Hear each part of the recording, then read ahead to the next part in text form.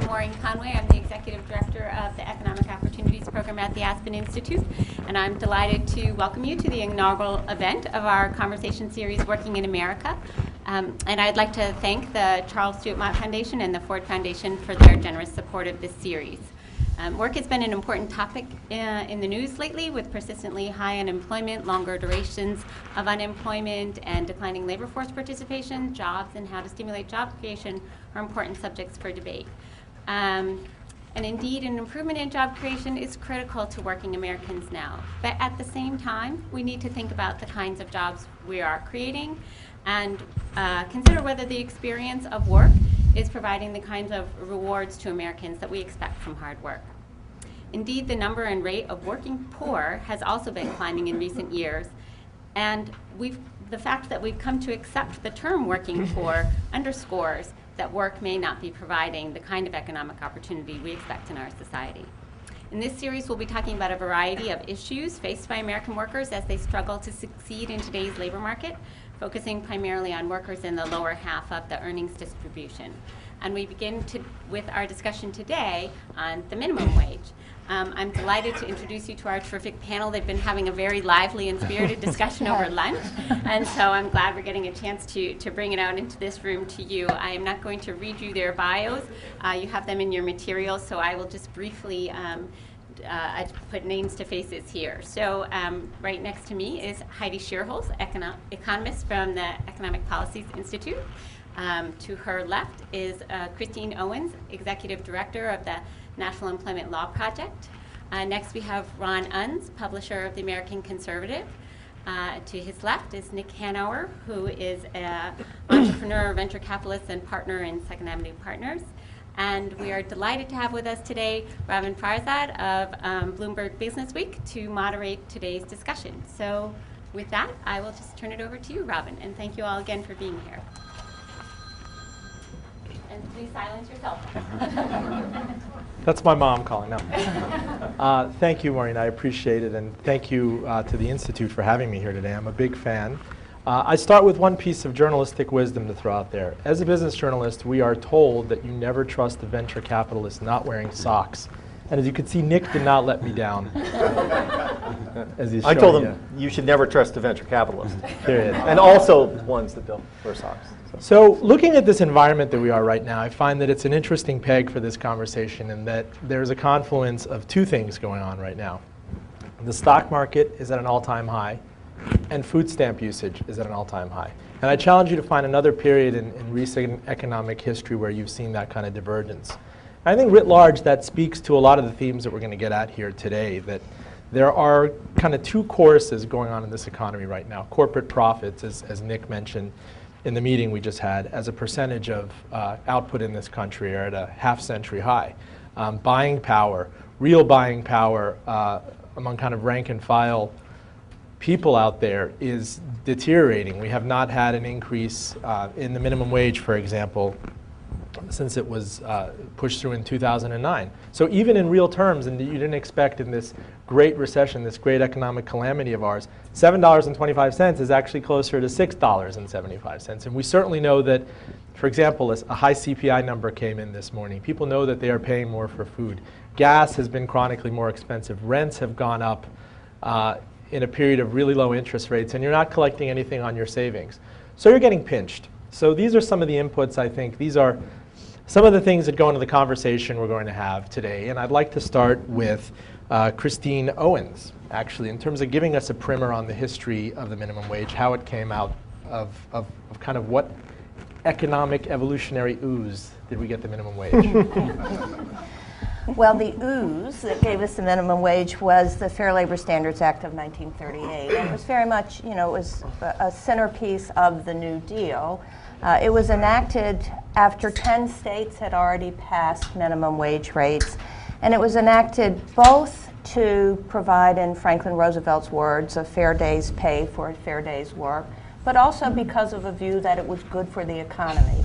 To have a certain minimum wage at the bottom of the labor market and to provide overtime pay. The idea was this would actually stimulate spending and help create job growth.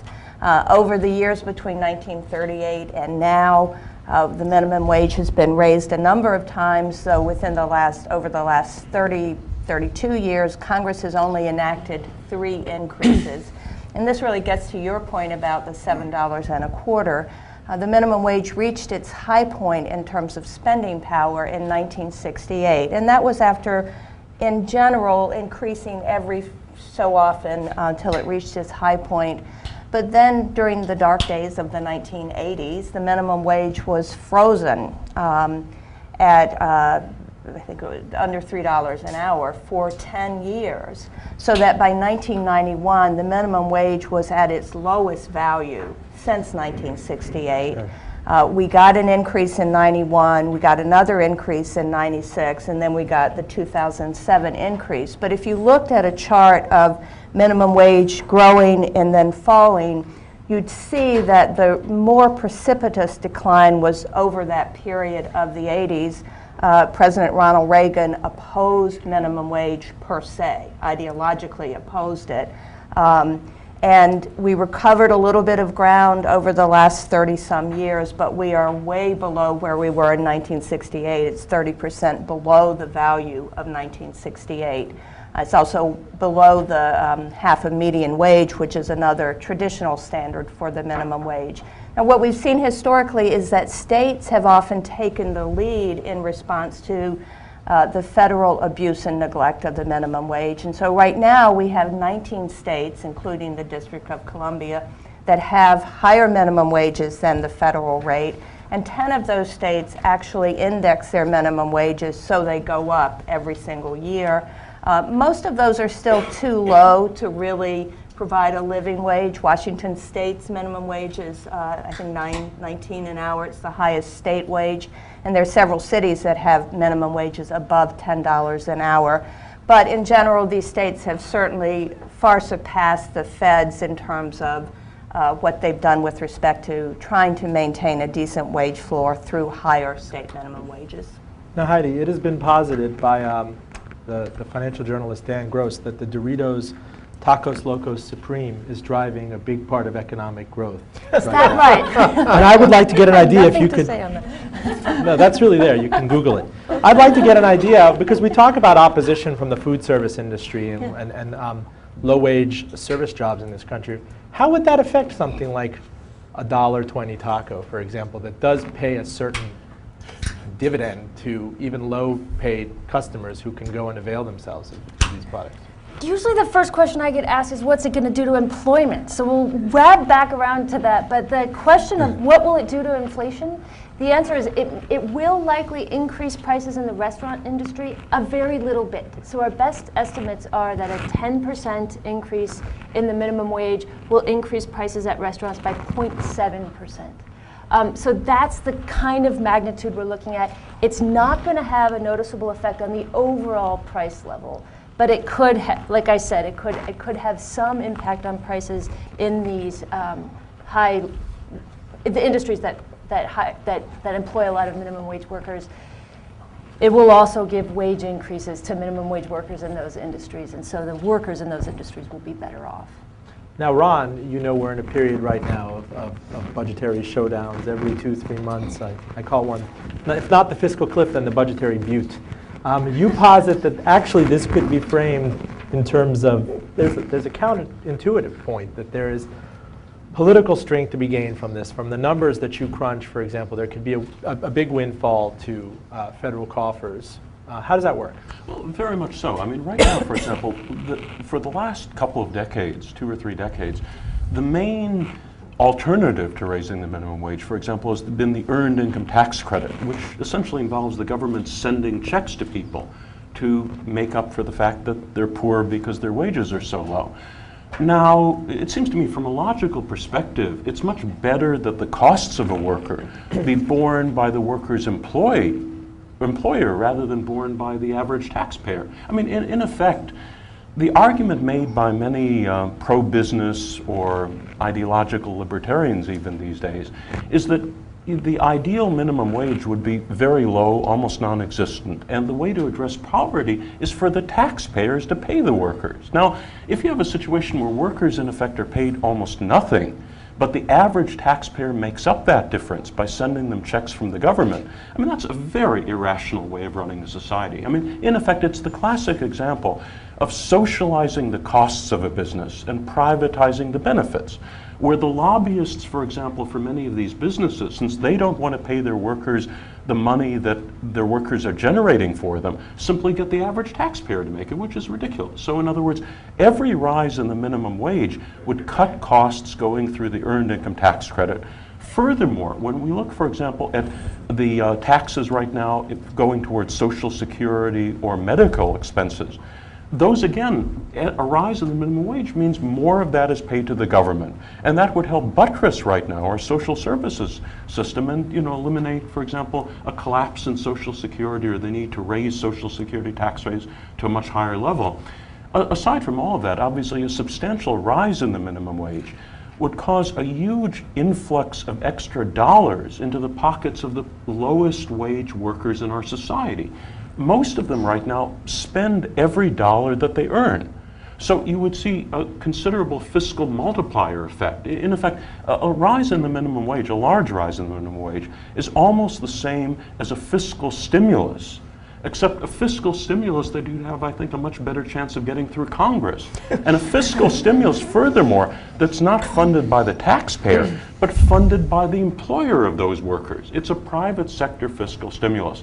And in fact, in many ways, it might benefit the private sector considerably, because right now, for example, you see constantly a lot of private businesses worried about the fact that the people shopping at Walmart, the people shopping at many of these stores, have less and less money every year to buy the goods. Now, if on the other hand, suddenly low-wage workers were earning much more, they could basically shop at Walmart, they should shop at these stores, and it would help drive the economy. Finally, one last point I'd like to put in, and that has to do with the politics of the situation. Obviously, President Obama, somewhat unexpectedly, in a State of the Union address, proposed a rise in the minimum wage to $9 an hour. Personally, I think that'll have a very hard time getting through Congress, because the Republicans control the House. Republicans are ideologically opposed to any rise in the minimum wage, and I don't know if it'll get anywhere. On the other hand, a much larger proposed rise in the minimum wage, I think, would have a much better chance, counterintuitively, of getting through Congress for a very simple reason. When you're looking at $9 an hour, the only workers who would benefit would those making between $7.25 and $9 an hour. It's a relatively small slice of the lowest paid workers right now who are overwhelmingly Democratic when they bother to vote at all. If, on the other hand, you were talking about a much more dramatic rise to 10 or 12 or even more dollars an hour, we're talking about something that suddenly would impact, if you're talking $12 an hour, 40% of all the wage workers in America.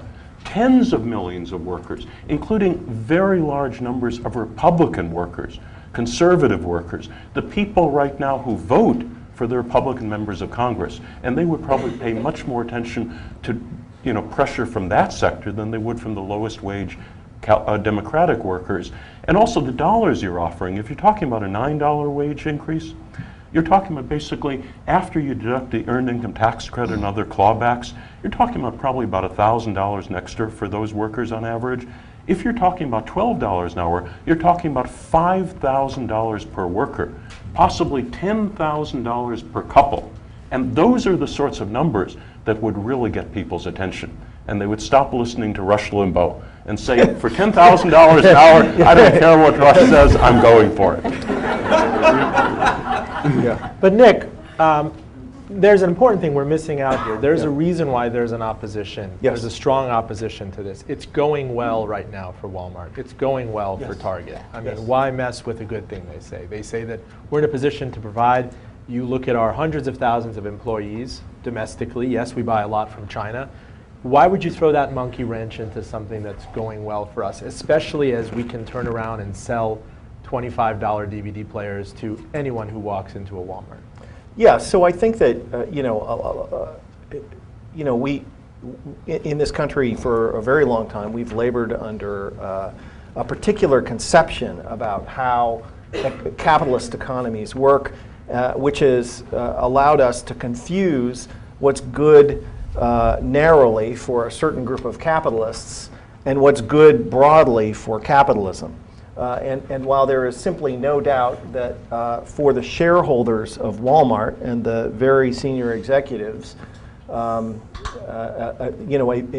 low and plummeting minimum wage is in the short term good for them, it's by no means good for the economy in a sustained way. And this whole sort of framework of trickle-down economics, this idea that if you make the rich richer, if you make profits higher, that will generate jobs and shared prosperity, which is accepted, by the way, on the right and left, is just false. If there was a shred of truth to the idea that the more profitable corporations got, the more jobs they'd create, or the better the economy would be, then today, for instance, given that profits are already 50-year high, we should be drowning in jobs. But Walmart has said, will say, the executives in your presence, that we've been mercilessly pushing prices down, and yes, that's killed the mom and pop, but again, this dividend accrues to John Q. Public. I'm sure they could back of the envelope for you and say, since we were founded, we've afforded people this standard of living and these products that they otherwise wouldn't be able to get.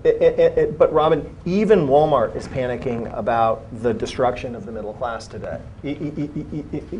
Even in places like Walmart, people are discovering that the customers that they used to have are disappearing and becoming poorer and poorer. I mean, the problem is that economies, which are complex adaptive systems and are characterized by positive feedbacks, are either in virtuous cycles or death spirals. And we are currently in a death spiral of falling demand. As the average worker earns less and less, and a tiny minority of people earn more and more, you break the cycle of the virtuous cycle of increasing returns that capitalism is capable of creating. And the beauty of raising the minimum wage is that it dispenses with the very problematic competitive problems you have with, for instance, unionization, where one company is unionized and another isn't. So Walmart vociferously resists unionization, because if Walmart is unionized and they pay their workers $15, but other people don't, that's a terrible problem for them. And the thing about the minimum wage, raising the minimum wage, is it allows business people to stop thinking about workers simply as costs to be cut, and allows you to start thinking about them as customers to be cultivated. The only thing that matters to businesses is customers. That's it. It's not regulation. It's not, the only thing that matters is customers.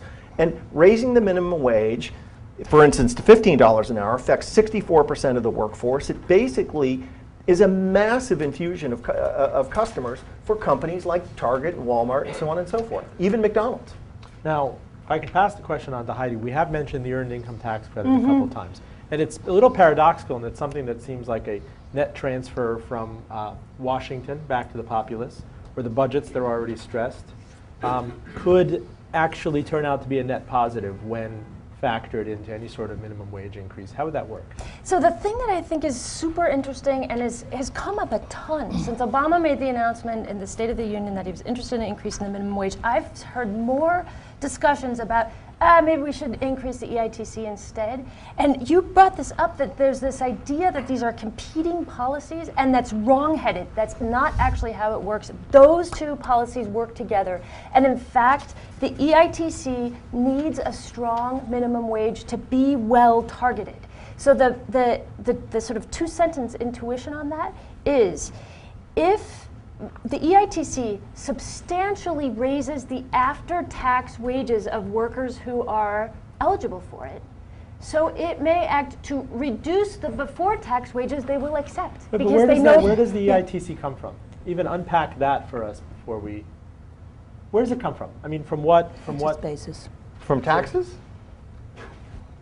Yes, wait, I might not understand your question. For an EITC consideration to be made at tax season, where does that money come from? That there has to be a source of that money in a very tight budget right now, in a very tight deficit system. What is the genesis of that money?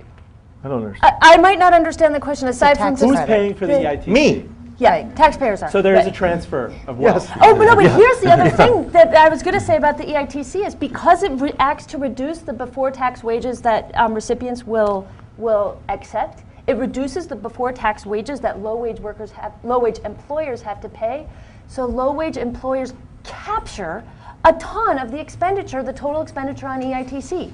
So that it's not just EITC expenditures aren't just going to low-wage workers, they're also going to low-wage employers. And that's one of the key ways the EITC and the minimum wage work together, because the minimum wage, by putting if you increase it, by putting a stronger floor under the wages that low-wage employers can pay, you're actually limiting their ability to capture the total expenditure on EITC and making the EITC better targeted. So it has both the sort of fiscal, the increasing the minimum wage has the angle that you're taking at, and this makes the expenditures that we do have on the EITC better targeted. I just want to underscore a point, which is that if you raise the minimum wage to $15, you affect 64% of the workforce.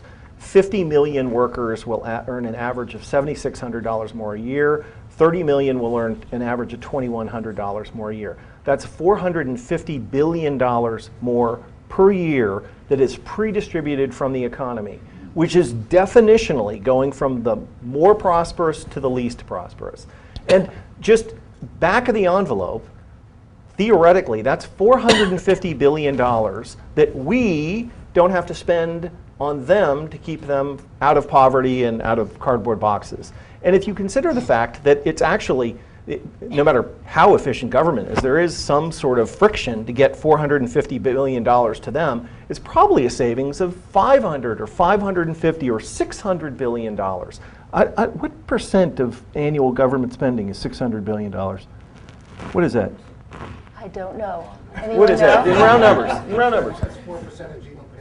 But yeah. 5 to 30%. it's a third of the annual federal budget, right? It's a big number. But is there a monkey wrench in this? Perhaps Chris can answer, in that families, if you're looking at this as a married couple, for example, and you get that infusion up to $12 or $15, that you're leery of losing government benefits, that you hit a kind of a tipping point where you're not eligible for Medicaid, that healthcare costs obviously would eat an entire part of the net gain that you got from this.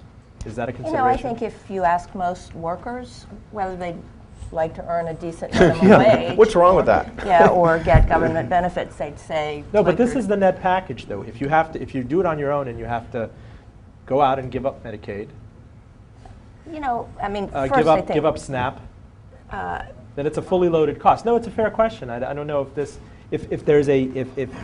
there's a calculation that people have to make that overall my net gain out of these out-of-pocket expenses, because I can't imagine that these retailers are going to ramp up medical coverage in addition to they're moving in the opposite direction, actually. Yeah.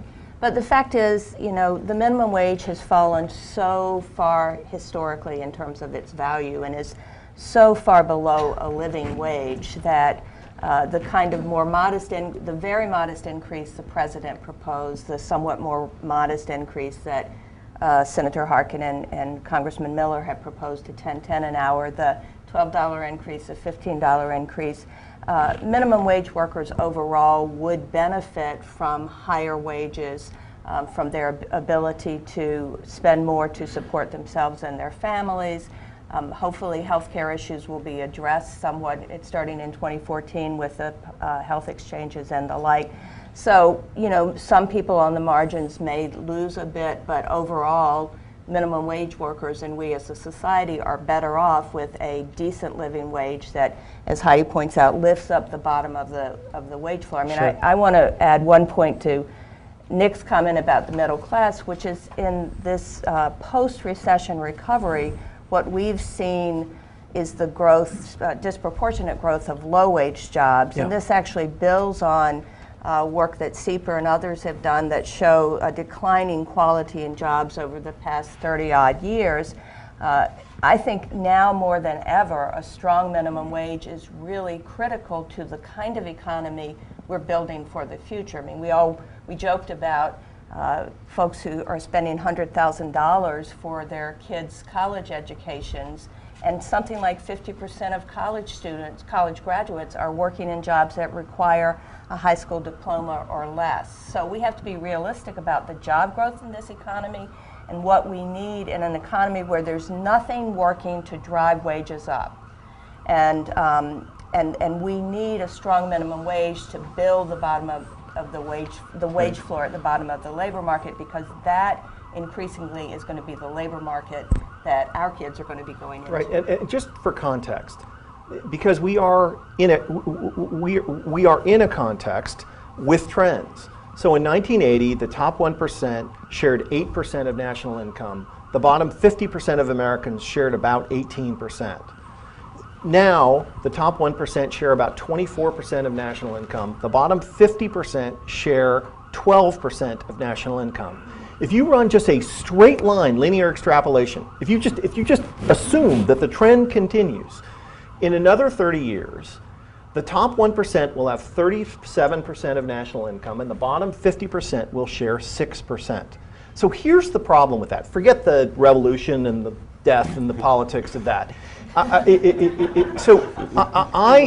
have many businesses, but one of them is we manufacture bed pillows and down comforters. And the problem is that I make approximately 1,000 times the median wage, right? Or annually. But I only still use one pillow. I don't have 1,000 pillows. Neither does any other person who earns 1,000 times the median wage. You can't operate a pillow business selling to 1% of the population. I need everybody to be able to buy a pillow. It just doesn't work. It's like Monopoly, right? When one person gets all the money in the hotels, the game is over. That's the problem with capitalism, is that when one person gets everything, the game is over. It feels good for the one person, but this is the issue. This is why you have to do these things. Now, Ron, this is interesting in that somebody had flicked at it earlier. There's a Southern paradox here, in that people who are disproportionately Republican voting are disproportionately to benefit from an increase in the minimum wage. How does that work?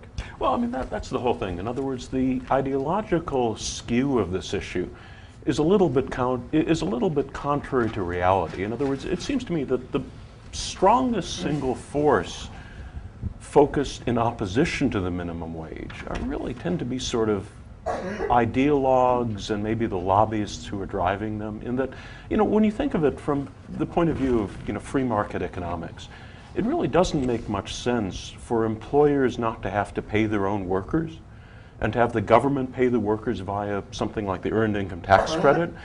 But, obviously employers would prefer not to have to pay their own workers and have taxpayers pay their workers. And so, since employers have a lot of lobbyists and they fund a lot of think tanks and employ a lot of academic scholars who sort of are willing to focus on certain things and not other things, you really see a situation where, for example, most conservative intellectuals support direct fiscal transfer via the earned income tax credit, even though it's contrary to every principle of logical free market economics, while, something else which really makes much more sense is simply to force workers to get money from the people who are getting the value of their labor. In the meantime, you say Southern whites provide the ballast of the party. Exactly. And one of the key things is when you look at the politics of the issue again, if you're focused on a small rise in the minimum wage, the people who benefit tend to be Democrats and people who don't vote very much. And so it's going to be very hard to get, for example, the Republicans to support something like that. On the other hand, unfortunately, the data doesn't show Democratic versus Republican affiliation. But if you use, for example, Southern whites as a proxy for Republicans, because probably 90% of them vote Republican or more, it turns out that a rise in the minimum wage to $12 an hour would benefit 40% of all Southern whites. And that's the sort of thing, huge benefits, $5,000 a year per person. I think that would put a lot of pressure on the Republicans in Congress to support something like that. Another aspect of the issue, which is a little bit, usually doesn't get much attention, is the relationship of this to a very hot button issue among conservatives, which is the whole immigration issue. It looks like Congress right now is moving towards an amnesty proposal and possibly changes in legal immigration as well. And I think some of those ideas make perfect sense, but I don't think they make any sense unless they're combined with a large increase in the minimum wage. For example, right now, a hugely disproportionate share of the current illegal immigrants in the United States are employed in the lowest wage sector of the society. Once they get their amnesty, once they get legal papers, many of them will be able to get better jobs, will move up the economic ladder. But if those jobs, if those very low-paid jobs still exist, if they're allowed to exist, that will simply cause a huge suction effect where a new generation of illegal immigrants will come to the United States. In other words, right, how if you have people who are making $8 an hour, and once they get legal papers, they can get a job that makes $10, $12, $13 an hour. But if the $8 an hour job still exists, then obviously that would provide incentives for another wave of illegal immigrants to arrive. And that's exactly what happened after the 1986 Immigration Reform Act. In other words, it legalized the existing illegal immigrants, but a new wave came in afterwards. Now, it seems to me that, you know, if you combine the current amnesty proposal with a large increase in the minimum wage, not only would the current low-wage workers benefit, but it would drive out of the economy those ultra-low-wage jobs, which tend to produce a vacuum effect for illegal immigrants. In other words, you know, the vast majority of illegal immigrants come to the United States for jobs. That's the reason they come. Right now, many times they take these ultra-low-wage jobs that really should not exist in a developed country like the United States. In other words, you know, one argument people make sometimes is that the problem with a high minimum wage is it'll destroy jobs. But it seems to me destroying, for example, sweatshop labor, destroying sweatshop jobs, that's not a bug, that's a feature. That's one of the benefits of a higher But minimum Ron, wage. wouldn't those sweatshop jobs go to Bangladesh? Certainly Or they China? would, and they should go there. In other words, you can't have, American society right now should not be structured in such a way that it has very large number of extremely low-wage jobs, where the only people willing to take those jobs tend to be immigrants who don't have documents. In other words, you really should have a system where we would follow the path, for example, of other countries around the world, developing countries, that over the years have gradually boosted their minimum wage so as to migrate the economy to a higher wage sector employment.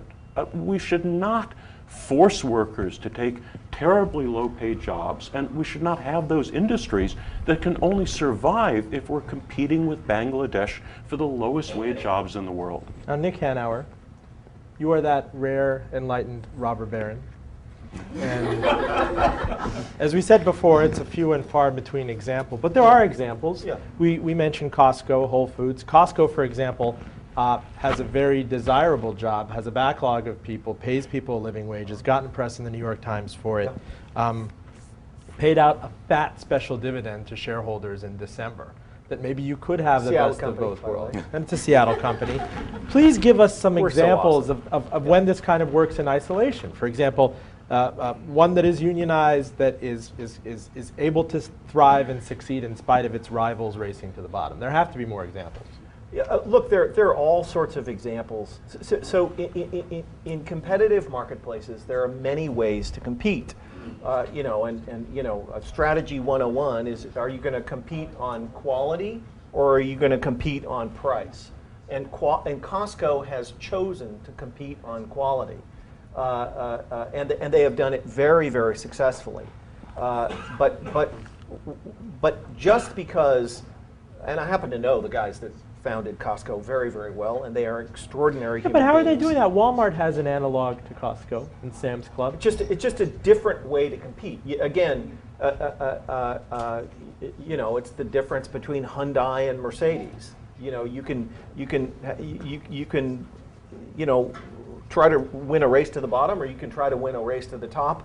Both represent viable ways to compete in marketplaces. But I think the broader point is that just because you can point to an example of a successful enterprise that treats workers well doesn't mean that that example is going to force other people to do it, or is enough. It is all you need in a society to make sure that you don't end up in a race to the bottom. Sure. It takes more than that. Like, you know, like child labor. I mean, the Costco guys, Jim Senegal and Jeff Brotman, are not going to employ child labor, even if there were laws that, even if there were no laws to do it. But I guarantee you, there are plenty of people who would do it if they could. Heidi, expand this talk of values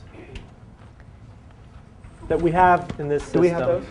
No, there is So- there is a statement. There is a statement that your organization supports, and there is a chance to put out these things and use moral suasion to get companies and employers and institutions on board. How would that work? So one of the things that I think is, and it touches on a bunch of the stuff we have already talked about, the minimum wage is a basic labor standard in this country. It was established with a deliberate attempt to increase the health and well-being of American workers, to put a floor under the wages that low-wage employers are allowed to pay, to help, as one of the tools we can use to ensure broadly shared prosperity. 75 years later, it's still critically important. So in that sense, and along those lines, this loops also back around to this a lot of the talk about, will this be offset with other government transfers that people are getting?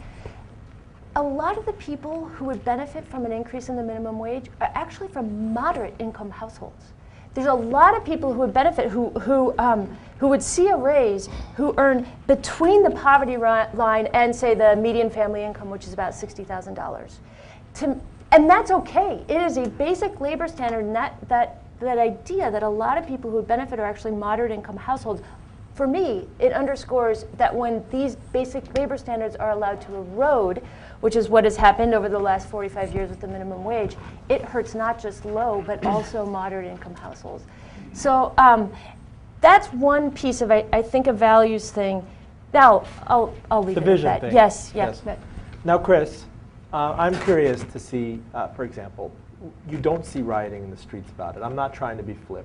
People tend to perceive that there's a general equilibrium here. I can get my lo mein delivered for a certain price, and I can expect that prices are going to be relatively stable. There isn't this idea of impending social revolution over this yet. But what does it say about our culture? I mean, Nick opened up with these thoughts that it's lopsidedly shareholder value driven, and certain people are okay with that. And not just the wealthy people in the country, but those who can look at their 401ks and want corporate stability. What is it saying? Well, I think, there are plenty of things we could be rioting in the street about, right? I mean, we have 5 million long-term unemployed workers who, many of whom have had good jobs, middle-class lifestyles, and now are facing retirements and poverty. It is, to get back to one of your, I don't remember if I spoke to this or not, but the polling on the minimum wage is amazing. Last year, in 2012, 73% of Americans supported raising the minimum wage to $10 an hour. And every single demographic group except for Republican men, which I assume is largely white men, had majority support and more, and Republican men even supported at a fairly high level. So I think, Heidi's right, this is a core standard. It's almost, I've always felt like Americans think of the minimum wage almost like a constitutional right, in a way that they don't. And in fact, in a couple of states, minimum wage has actually become part of the Constitution, in a way that they don't about other things. And we have, I think that we assume that most employers obey the law. And we don't realize that, for example, in surveys we've done, 25% of low-wage workers have been denied payment of the minimum wage, which is pretty phenomenal. And I think that part of I don't think we're going to have rioting in the street over the minimum wage, although I think we could, because I really do think the sort of sleeping giant in all of this is those of us who have kids who have just graduated from college or will be graduating. And that social compact. Right, and going into a labor market in which there are no jobs, or the jobs they can get don't pay very well, that the consciousness around the minimum wage as a basic wage standard that lifts the floor for everyone is going to be elevated. And we don't have rioting in the street, but every time I do a talk radio show and callers call in, parents talk about that and their kids having come back home to live with them because they can't get jobs, or they can't get jobs that provide enough to pay rent or provide benefits and the like. So I think we could be, on the cusp of something in terms of a rising public awareness of and concern about wages, and I would say it's long overdue. We have a jobs crisis in that we lost 8 million jobs during the downturn. We still have a deep jobs hole to fill, but we have a greater wage crisis, which EPI has documented in great detail, and a big piece of that wage crisis, not the only part, but a big piece is the declining value of the minimum wage. Okay. Now, Maureen, do we have 10 minutes for Q&A? Yes, we have 40 minutes. Oh, okay, great. That's great. Go ahead. Yeah, I faced this issue because I was in the House for many years, and Dan Glicken's my name, and I work here. And I favor an increase in the minimum wage, but you know, there's kind of a disconnect here. We talk about Walmart and Costco, but we don't talk about small businesses, and that's where almost all the opposition would come from in my congressional district, where people who would employ 10, 15, even so often there was an exemption, but whatever it is, 50 or 100, and also in smaller towns in rural America, and this was very intense opposition, and it wasn't coming from as much ideological perspective, and but it was always coming from people who were not part of big business that could afford to do this. And so I wonder how you speak to this issue of the divisions between big and small business, and between small towns, rural America, and big cities, where you know, the issues are somewhat different, even though the equities and the importance of paying people a living wage are also very important. But I think if you don't deal with that, you're going to miss all the politics of what Capitol Hill is going to deal with as they try to increase the minimum wage. Well, you know, I mean, certainly that's a factor. Now, it seems to me one of the key issues is that, you know, so long as the minimum wage is lifted uniformly, I would think most of those businesses you're referring to could simply raise their prices a little bit. Yeah. In other words, you know, the whole thing is, if you have a situation right now where they're subject to serious wage pressure that hits them but not necessarily their competitors, they obviously have an incentive to oppose those changes as much as possible. But if, for example, those businesses realize that everybody is raising their wages, and that they could simply raise their prices by 5% and therefore cover their costs, I think their opposition would be a lot less than under the current situation. Now, you know, there clearly would be some, and also there might be a greater perception of problems than there actually would be if it were implemented. But I think, you know, in a sense, in a free market, you raise your wage, you raise your prices to cover your costs. Yeah, and if I could just pile on there a little bit. Again, we have a particular conception in this country about how economics works and what the origins of prosperity are in a capitalist economy. And that is that if you make the rich richer, the economy is better off. That's been the foundational story. The Ryan budget is an instantiation of that idea, right? You make the rich richer, and you make the poor poorer, right? Because that conception means that if the rich richer, the economy gets better. I don't know if and it's if that. the I poor don't know if get it's richer, that binary in fairness, though. If you this idea that there could be a rugged individualism, I know that's a lightning rod for some people, but it's not kind of you can go and eat cake. It's this idea that you start with a minimum wage, and that's a starting point for you. You certainly hear it in campaign stumping with even Southern Democrats, that it's incumbent upon you to then pull yourself out of that. As fair or unfair as that is to say. No. But there's an underlying conception about what makes an economy go. And I mean, after all, the Republicans get more constituents too when you have that sort of bootstrap social mobility. I mean, whether or not I'm playing devil's advocate, I think that's a rhetorical point that's out there. I'm trying to.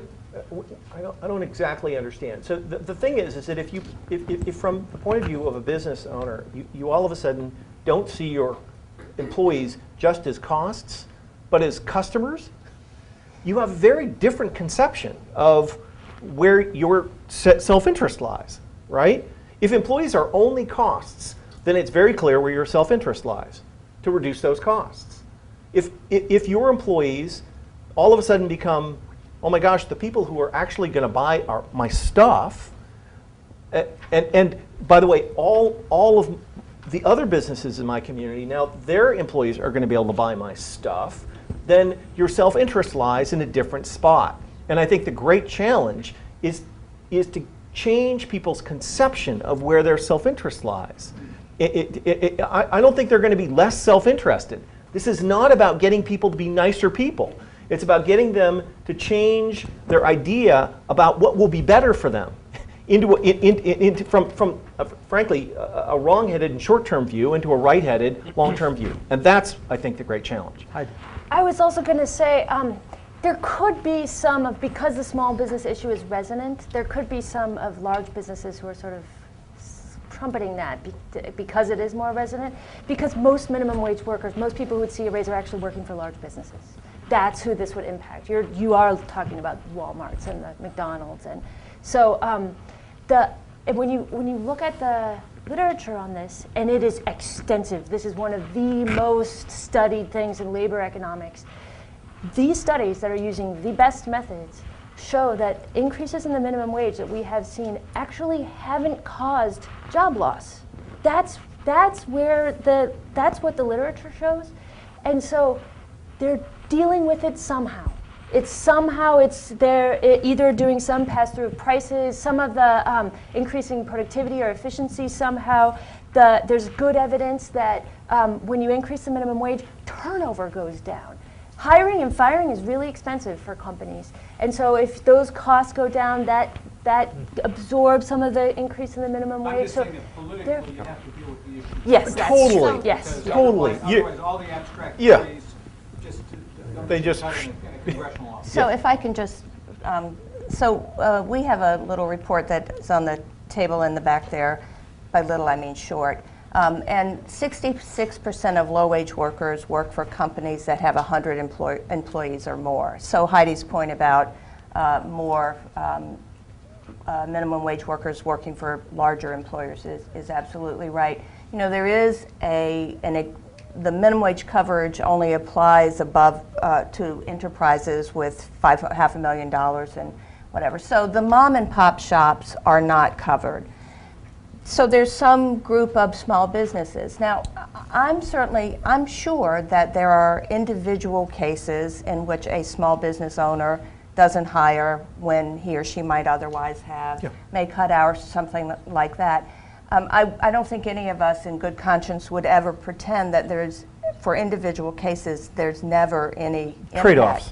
But if we look at this from the standpoint of the economy overall, society overall, the minimum wage, as with most every other labor standard, is better for us with a higher minimum wage.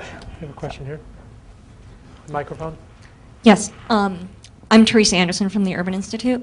I was wondering if you had an extreme increase in minimum wage, say to $15 an hour, right? That would effectively double somebody's income if they were a minimum wage worker currently working full-time, more or less. But a person might not actually think it's desirable to double their income. They might value leisure a little bit more, or as Robin brought up, there might be other sorts of fairly valuable benefits that they would lose by increasing their income by that amount, like housing benefits or health insurance coverage. So could you talk through a little bit what the potential labor effort implications might be of increasing the minimum wage by a large amount? I mean, if it's a small incremental increase, then maybe it doesn't matter so much. But if you're really talking about like doubling somebody's income, you may see some effects.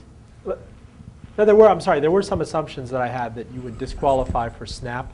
I don't know how much these things are tapered off. Housing credits, obviously Medicaid. I imagine, you know, with a doubling of pay that would be. Yeah, I mean, it depends on the structure of it. SNAP has a taper off, but things like housing benefits have a fairly large cliff where once you earn a certain amount, you lose the whole benefit. yeah. I mean, I don't know how other people feel, but I for one, am totally comfortable with a one-for-one trade. I think an economy structured in a way so that, you know, companies are allowed to pay people half of what they need to live and taxpayers make up the difference is insanely stupid.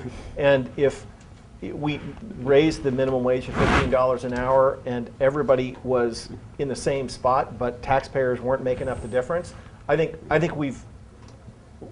we have massively benefited our society. Now, I'd like to hope also that we'd make those people's lives a lot better in the process by continuing a bunch of these things and by being infinitely more efficient in the way that we deliver economic prosperity to people via their employers rather than through, a variety of other spots. But for me, I'm totally comfortable with that. That would be a giant, giant benefit to our society. It sort of personally. seems to me that the flip side of that question, and I know you don't intend it, but is the argument that that someone made that if you really believe in economic freedom and you have an employer who's willing to pay $5 an hour and an individual who's willing to do a job for $5 an hour, shouldn't we do that? No, we shouldn't. If we're going to have a wage-based economy, which is how most Americans live, we need to have decent wages. Now, one thing I wanted to take this in a way that we can interactively ask questions and spend more time on that. I think it's more useful to you. There are ways of getting around this at will if you're an employee. I mean, there's a lot of slack in the labor system right now. We're not creating nearly the number of jobs that have to keep up with population growth and the hole that was blown in employment, full employment, coming into this 5 years ago. So if you go on Craigslist, there are movers who are willing to move you for free if you give them another engagement or a referral out of that. There are people who are willing to accept the minimum wage and work long hours, maybe off the books. That is part and parcel of a system where we're far away from full employment. How do you see this juxtaposing with an increase in the minimum wage? Suppose it pushes through, $9 an hour. There's still so much slack in the system that could undermine that. So the literature on the effect of increases in the minimum wage on employment suggests that it's not different when the unemployment rate is very high. That you also do not see a negative impact on employment when you are in a very slack labor market like we're in right now. So I don't think this is a bad time to do it. And in fact, getting to you guys' points earlier, this will have some stimulative effect. Yeah. You are getting money into the hands of people who are very likely to spend it, low and moderate income families. That's going to stimulate some economic activity and generate some jobs. So this will actually work in the right direction. Yeah, Robin, for my own part, I'm not motivated. I'm not a social justice guy. I'm a prosperity guy. I don't want to raise the minimum wage because I feel sorry for those people. I want to raise the minimum wage because it will be good for business. Oh, but you have the noblesse outrage. I mean, you talked about it. It's a screwy system where...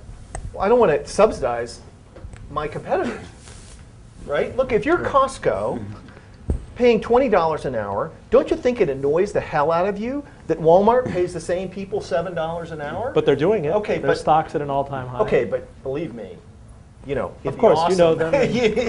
and unilateral disarmament. Yes, exactly. I think that look, there are important social justice arguments that can be made, but to me, the most compelling reason to raise the minimum wage is that it will generate a virtuous cycle of increasing returns for everyone. We will be more prosperous, but so will the shareholders of Walmart.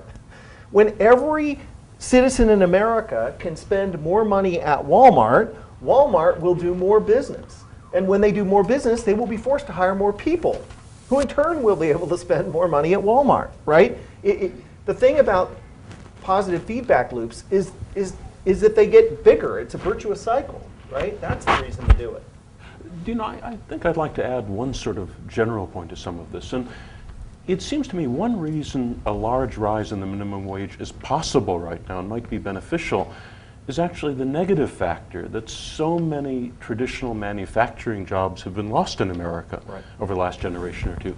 The point is the vast, vast, vast majority of people right now at the lower wage scale in America who are impacted by minimum wage work in the non-tradable service sector. They're not facing foreign competition. In other words, if they were right now making cars or making steel, and if raising their wages would price them out of the international market and destroy their jobs, that would be a very valid point to raise. But those jobs don't exist anymore. The figures I've seen are that if you're looking, say, at a $12 an hour minimum wage, only roughly 3 or 4% of the workers impacted work in the manufacturing sector. So you know, in a sense, maybe it would have been much better if we hadn't lost all these manufacturing jobs over the last generation or two, but they're gone. And so the problem is right now, what do we do for the people who work in the non-tradable service sector? And for them, a large rise in the minimum wage doesn't have the negative economic effects it would have for steel workers or people like that. Now, Ron, just a follow-up on this. And Nick, you'll be informed on this too, in that right now there's this movement afoot. You see it with Peter Thiel, a prominent venture capitalist, part of the Yelp mafia, as they call him. There's this movement afoot. Heidi, you know, you mentioned this as well, with disaffection toward college right now, to skip college altogether. That you're not getting a return on that investment. That we are telling people that you need to avoid this $7.25 an hour purgatory by plowing $100,000 into a college education. What's going on? That's a very good point, and that's actually, you know, a point I think it's important to focus on. One of the problems right now is, you know, leaving aside, I think Peter Thiel is talking more about very high-end individuals who become great entrepreneurs and change the world by skipping college. I mean, that's obviously one category, but it's a fairly small category. What we're talking about right now is that the vast majority of people who go to college, in many cases, are getting degrees in areas like business studies, which, you know, is not what people think of as a traditional college education. They're basically going to college in many cases because they think it's the only way they can avoid permanent poverty. Poverty at minimum wage or barely above minimum wage. Now, you know, again, I come from an academic background. I think it's wonderful for people to go to college, you know, if they want to go into a field like engineering or French literature or theoretical physics, or, you know, either something that will raise their interest and involvement in academic fields, or give them a very practical set of skills like building buildings or designing things. But I don't think it's such a good thing for people to take on tens of thousands of dollars in debt to get, for example, a college degree in business, simply so they can get a job that pays $9 an hour rather than a job that pays $7.25 an hour. But yet the stats in this deep recession show that you are far more immune to some of the ravages of what just happened if you do have that college degree. Exactly, but the reason for that is simply that it's a competitive marketplace, and if you have a college degree and somebody else doesn't, and there's only one job available, people will say, well, the guy with a college degree, even if it has nothing to do with the job I'm giving him, is probably more reliable, he's probably smarter, there are probably all those beneficial characteristics. If the minimum wage were a lot higher, something like $12 an hour or above that, a lot of the people right now who feel compelled to get a college degree wouldn't think it was as necessary. And, you know, since many of the college degrees they're getting have nothing to do with their eventual job, it's probably much more efficient for society if they get a job that immediately that pays them a reasonable living wage, rather than a situation where they're forced to take tens of thousands of dollars of debt simply to get the same Ron, sort of job. Sorry, before we take another question. Suppose that minimum wage is bracketed higher, it is ratcheted higher, $12. Where are these jobs? In your mind's eye, what is the median job? Is it a food service job? Is it a grocery stocking job? Is it one in retail? Because concomitant to this is you don't have a tradition here of technical training or vocational schools as another route. Exactly, but I mean, that's the whole thing. Those jobs you're talking about would be the same jobs. It's just that the wages of those jobs would be increased, and the prices the companies charge for the services they're providing. But the desirability of that from a prospective college matriculant, thinking, well, if I don't go that route, yes, I don't blow the 100K, but do I want to work in a retail setting? Well, I mean, don't, you know, I don't want to, you know, I'm sure other people would want to get in on this, but on that particular point, you know, traditionally, for example, people in America did not go to college if they planned to get a well-paying job in a factory or a traditional working-class wages. In other words, most people, to be honest, are oriented more towards getting a good, reasonable income, a living wage, rather than just spending 4 years in college studying business so they can get the same sort of job. I'm not saying no people would go to college, but I'm saying a lot of the people right now being forced to go to college to avoid poverty would prefer going straight from high school to a job as a food service worker or as a retail sales clerk if they were paid a reasonable wage to do those jobs. I just want to use one example. I'm not sure if anybody has ever traveled to Australia, but I've been several times. And my favorite thing about being in Australia is even the bus drivers feel completely politically and economically enfranchised. You ride on a bus and you talk to a bus driver about their life, and they live in a nice little house, and they have a weekend house, and they have 3 kids in college. And no, they didn't have to go to college to get that job. And it is marvelous to be in a society where everybody feels like they're part of it and not marginalized and disenfranchised and drowning. And I think that's a good thing. Now we have a question. Yeah, Well, there are a couple questions, but the microphone was passed here, and then we'll get to you right after. Go ahead. I have a question or comment. We've talked quite a bit about the EITC and SNAP. A lot of that is focused at family with dependent children. And there are a lot of people now who no longer have dependent children or never had, who are poor or approaching poverty or in retirement.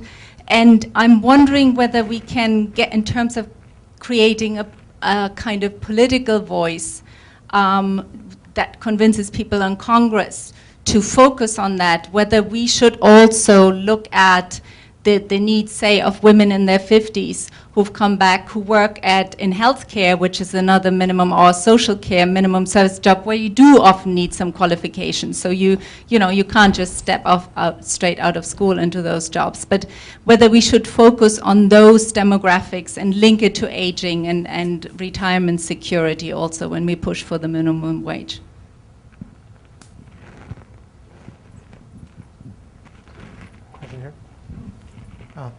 Thanks. My name is Larry Michelle with the Economic Policy Institute. I just want to comment on the college minimum wage thing, because I've worked a lot on both of those things. And I think we shouldn't get trapped in the either-or kind of thing. I mean, the point is that a third of the workforce now has a college degree or more.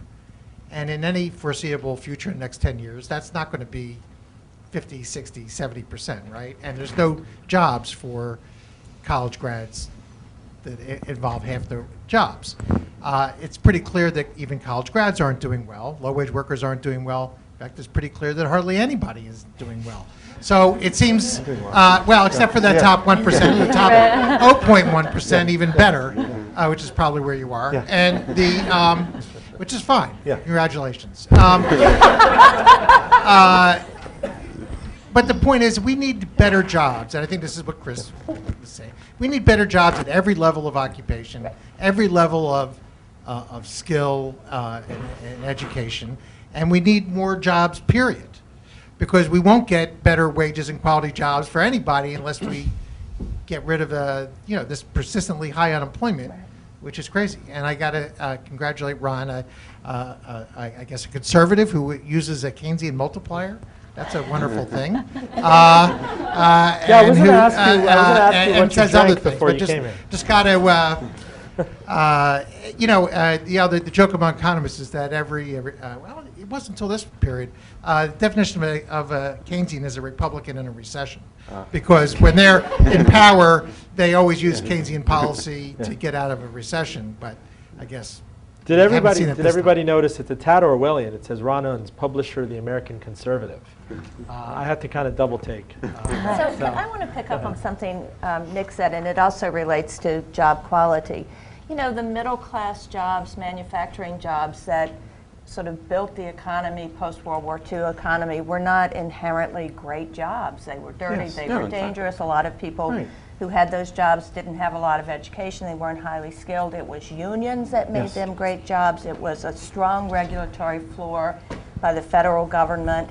And that's what converted those jobs into good jobs. If you go to a city like Las Vegas, it may not be as true now as it was 10, 15 years ago, but you had maids and housekeepers who were sending their kids to college, who were living middle-class lifestyles, who had training and advancement opportunities because there was such a strong labor movement in Las Vegas that it really was able to transform those jobs into good jobs. There's no reason that home care work shouldn't be skilled, good work. There's no reason, if Saru Jayaraman were here talking about restaurant workers. Many restaurant workers want those to be their careers. Yes. These can be good jobs. Yes. We think of them as not being good jobs Because we pay so little. Because they're we pay so low-paid. little That's and we right. treat them as lousy jobs. Yeah. There's nothing inherent to those jobs Yeah. that makes them lousy jobs. So I own a manufacturing company, and the thing is that we labor under this illusion that the high-paying jobs that left the country, these manufacturing jobs, were somehow unbelievably high-skilled work, and that being a barista at Starbucks is profoundly different. It's not. A good barista at Starbucks is every bit as skilled as earning $20,000 a year as a production worker at GM who was earning $65,000. But The twice as pierced. You must. Yes, exactly. True. But the only difference is power, right? The ability to negotiate a fair wage. And the simple facts are that Starbucks could increase the salaries of all of their workers by 25%, earn a third less EBITDA, their profits would go down a third, and everybody's happy, right? Starbucks is still a massively profitable company. The workers have gone from poor to middle class, and we have a high-functioning society. Wait, before we go on, and you can work your answer into Will this, do. I feel like, and there must be an impression, unless it's just me, that a lot of this conversation is in the theoretical and the ideal, where we're in this town where real politic is what determines it. And imagine if you're in Eric Cantor's office, or you get that minute with the 5 most powerful people on either side of the aisle. What kind of sugar pill, what kind of chaser would you have to throw on to some of these arguments to get both parties to espouse them? Because we talked about the bipartisan bona fides here, but certainly it's not going to happen in this environment. I think a lot of the problem, to be honest, on the politics side of it, is just that people in those corridors of power have gradually, over the last generation or two, become so disconnected from the realities of ordinary workers that they don't recognize the resonance of this issue. For example, in California, I'm not sure how many of you are aware of it, but back about 15, 20 years ago, the minimum wage in California hadn't increased for many years. And there was an effort by some of the unions. They were talking vaguely about raising the minimum wage. Nobody paid any attention. And then actually, the woman who eventually then became, Hilda Solis, she and a very small number of people decided to put in a little bit of money and put a ballot initiative before the voters that would raise the minimum wage. I believe it was by 30% in California at that time. It was a very large increase. And there was a massive media campaign. All the political elites in Sacramento said it would be a disaster, it would be a terrible idea. It would be crazy. It would destroy the California economy. And then, some of the Republican or conservative pollsters started polling the issue, and they found it was so incredibly popular across all segments of the population, they actually advised their clients not to even oppose it because it was impossible to defeat. It ended up passing, I believe, by close to 70% of the vote. And California's economy boomed afterwards. And why, you can ask, why hadn't all the Democrats who've been running Sacramento for decades before ever done something like that by themselves? It's because the sort of lobbyists who they spend all their time talking with don't really focus on that. In other words, the sort of, quote, liberal issues the people in Sacramento normally focused on usually dealt with cultural issues or other types of issues rather than just raising the wage of most of the workers in California. Right. And that sort of thing. I mean, to give you one more example, I come from Silicon Valley, and back about a year ago, a few students at San Jose State University, just as part of their class project, said, "Oh, why don't we raise the minimum wage in San Jose?" It was just, as far as I can tell, a few students. They started a movement to do that. They put it on the ballot. It generated some support. It was massively outspent at the polls by the opponents, and it won with about 60% of the vote. So, there was a huge increase in the San Jose minimum wage. The point is, whenever you put a minimum wage vote on the ballot, it almost always wins with between 60 and 70% of the vote. It's a huge landslide issue. And the reason it isn't done more is because basically the sort of lobbyists and people in political elite circles don't really care or know about it. In fact, I would bet, I've sort of joked with some people, but I would bet if you had most of the political elites in America who were asked what the minimum wage was, and not the ones who focus on this direct issue, but just the general ones, I don't think they'd be right to within a factor of 20 or 30%. I mean, you know, it's just ridiculous. Most of the elites in America are so disconnected from the lives of ordinary people, they just pay no attention to this issue, even though it's a huge political winner that in many cases cuts across both ideological or party lines. Sure. Because Dan Glickman, who had to leave unfortunately, he said one of the critical features, though, because I asked him this very question, I said, but it's really popular. And he said, well, it's intensity. And the problem is small businesses are so intensely against it that he knows most people want it, but you know, and so I think that is still, you know, to your point about needing to sugarcoat it somehow, there still needs to be something done to move politics, which is different than. And are there proposals to that end? If I can respond to that, that's exactly the reason a high minimum wage has a much better chance of passing than a low one. In other words, if you have intensity of opposition from the groups you're talking about, and all you're proposing, for example, is an increase of $2 an hour or something like that. Or 50 cents. Right, or 50 cents. The support you get is fairly small. If, on the other hand, you're talking about an increase that's large enough that the average worker realizes he would gain $5,000 a year on that proposal, that generates massive intensity on the other side. So in other words, it's counterintuitive, but I don't think a small minimum wage increase has any chance in Congress, while a very large one might. Now, Maureen, we have 5 minutes, yes? Is that right? Yes. That's right. We had a question here. I know you're waiting. Okay. Go ahead. Hi, my name is Michelle McIntyre, and I work with the National Consumers League and actually do a lot of work on wage theft. But it's interesting that we're having this discussion today because yesterday morning in the Senate Health Committee, it was about the minimum wage, and specifically Harkin and Miller's bill of $10.10 an hour, but also indexing that. Part of that bill includes tipped workers. Tipped workers are still paid a federal minimum wage of $2.13. And my question to you is, one, the indexing, and two, these tipped workers, because we had in the 6 people who were witnesses, 2 of them were from the NRA, and in this case, that's the National Restaurant Association. And they're the same ones. NRA has a lot of different things going on with it, but this is the same, group that was headed by Herman Cain back in the 90s, and that back in the 80s and the 90s, they were able to lobby Congress that every time that there was an increase to the minimum wage, the tip minimum wage stayed the same. So it's been there for over 20 plus years at $2.13. What can we do about that? And if you're talking about moving everybody to $15 an hour, are you also including those tip minimum wage workers? I have no idea. Yeah, the Harkin-Miller legislation would raise tip workers' minimum wage to 70% of the minimum wage, and then it would also be indexed and would continue to go up whenever the minimum wage went up. And a number of states actually have a more generous tipped worker guarantee or no tipped worker wage at all. Washington State may not have any at all. California doesn't. It's really interesting because it largely affects restaurant employees. Most of them are women.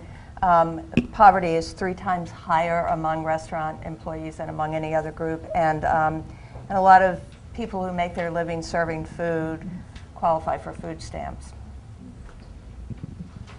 I have a question over here. Well, actually, I have a comment. I'm Stephanie Powers at the Council on Foundations. And it occurs to me, I just had a big aha moment.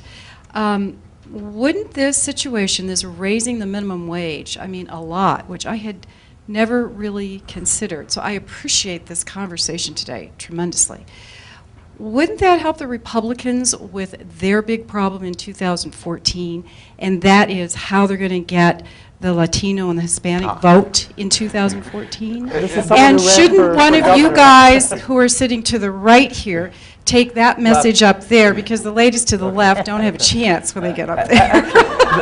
That's exactly another angle that might help put pressure on the Republican-controlled House to move something like this forward. For example, if you look at the figures, right now, I believe when I looked at the numbers for a $12 target, but obviously it's continuous along the scale. In the case of a $12 an hour minimum wage, 55% of all the Hispanic wage workers in America would get an increase, and the average increase would be, again, about $5,000 an hour. Those are massive numbers. Furthermore, Hispanics are disproportionately in the wage worker category rather than salary worker. So when you count, for example, their immediate family and relatives and that sort of thing, their brothers, sisters, parents, children, we're probably talking, I would think, 60, 70, 80% of all the Hispanics in America benefiting from something like that. The Republicans are terrified with how they're doing with Hispanics right now. If something were put forth that would attract 60, 70, 80% of Hispanic support, I think the Republicans would be very cautious about trying to block something like that. So, that's why, under the right circumstances, a figure like $12 or even higher an hour that captures people's imagination could generate massive political momentum behind it. And the truth is, the Republicans' #1 care about getting elected and winning votes. And if lobbyists tell them, or even if small businesses tell them, we don't like something like that, but if they're terrified of getting wiped out permanently among the Hispanic population, I would think they would be very cautious about trying to block a proposal like that. Now we have time for one more question. With all the talk about the value of college educations or not, I was curious what the panel thought about the whole discussion of whether grad assistants in colleges should be paid a certain amount. And here in Washington, with all the interns, even though these jobs are intended to be temporary for many young people, in fact, these are becoming fairly long-term, just as some of these service workers. So what are your thoughts on that? Let's throw in a journalist raise across the board, too. Journalist. I'll start. I I don't think know everyone anything. has come. Or I don't not, know anything but about this. We were talking about this a little bit beforehand. One of the things that we will say on in particular, the unpaid internship situation is if there's a group of people who's regularly working for free, they're not in huge demand. So it sort of underscores this, we don't need to rapidly accelerate the share of our young people that are getting college degrees because this really highlights that problem because a lot of them are and have to be working for free in order to advance. Yeah, I think if people are working, they should be paid a wage, period. It is the law, and I... Is there, right. Is there any comment to the grad assistants, I think is the question. Oh, I don't have... There was a fair kind of battle between... Well, that had to do with and- organizing, right? Right. Again, I think if they're employees, which I think many of them are, they should be able to organize into unions. Yeah, but I'm willing to stipulate that a $15 minimum wage could have some carve-outs for teenagers and, I don't know what else. I mean, there have to be some reasonable accommodations you can make for a complex economy. But, the point remains the same, that, you could restructure the economy and the society in one fell swoop in this very simple way. I thank all of you for a really thoughtful conversation. Great question. Nicely done. I just want to thank you all for coming and participating, and you'll hear more from us about future events. Thanks again. Good source. You're going to be a great